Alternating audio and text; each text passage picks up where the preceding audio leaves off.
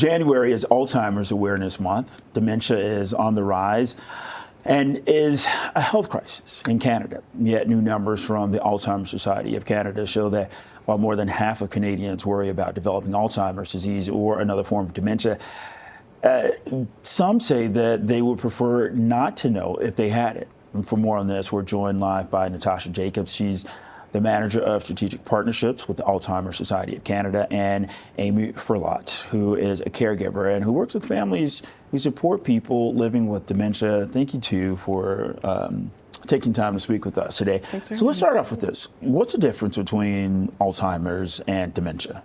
So dementia is an umbrella term that we use, but Alzheimer's is a form of dementia. So there are various types of dementia: frontal temporal lobe dementia, young onset dementia, and then Alzheimer's is a form of dementia. Amy, can you talk about what this means for you? What does this look like in your day-to-day as a support worker?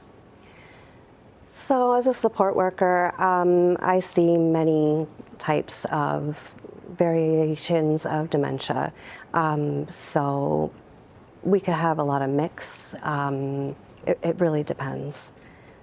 And when it comes to demographics, age, it really doesn't matter because it seems like younger and younger people are getting diagnosed with this. That's correct. Mm-hmm. I mean, there are young as 40-something years old that have dementia. I think that this National Awareness Month really is there for people to talk about it. Just like we're doing today, it's an opportunity for people to tell about their journey, and then that way, folks who are experiencing dementia or symptoms can reach out. They can go to our website and get more information so that they don't feel alone. Let's talk about the symptoms. Yeah. So some of the symptoms are like immediate things like forgetfulness, but it's also sometimes hidden, like behaviors, or it's not so much that you forgot where your keys are, it's that you won't ever remember where you put them. Those are some of the telltale signs. And Amy, when it comes to this journey, what have you seen and experienced with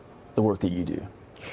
Well, I can say for not only the work that I do, but my father-in-law lives with Alzheimer's. So I'm going to say some of the symptoms that we're talking about when you talk about, some of the behavioral changes, locking yourself out of the house, you're getting calls from the neighbors, expired food, going and visiting and going, something's just not right here. And what about the agitation? There can definitely be agitation. All of a sudden, you'll have your legs start going like this and be like, what's happening? Like, this is weird how it's like, rocking back and forth. Just things like that you've never seen before. It's just... So how should people begin to address this when they start to notice these symptoms? And how does that conversation and the treatment develop, over time? Sure.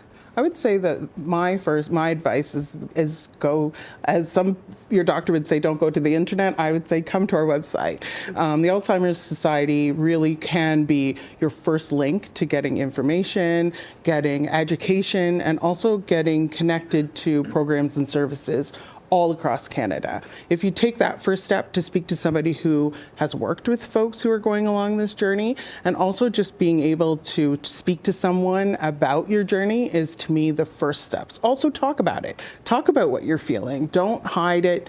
Don't suppress it. Talking about it lets you not feel so alone. Okay, so we have about 45 seconds left. I want to split this time up. Mm-hmm. What are the final things you want to say to people? We need to start talking about this. We need to really start zoning in and starting the discussion. It can be lonely, but you know what? You don't have to be alone. There are supports out there for you. Some people really don't know where to start. We sure didn't. I'm a professional caregiver. You would think that I would know where to go. I didn't. Alzheimer's Society, it really helps us out. And Natasha, how do you want to end this? I want to end by saying that I have had the privilege of working with hundreds of people who are actually living with the disease. And one of the things that strikes me all the time is how well folks are living. So there are a lot of folks that I worked with that are on the world stage being advocates for their own journeys. They are talking about what they've gone through. They are bringing along their peers to talk about what they're going through. And they're really showing another side of dementia. Not so sad, but hopeful. And I think coming to the Alzheimer's Society and getting yourself connected is a great way to start. Natasha Jacobs, Manager of Strategic Partnerships with the Alzheimer's Society of Canada. Amy Ferlot, caregiver, working with families and supporting those living with Alzheimer's. Thank you very much for allowing us to have this discussion today. Awesome. Thank you so much.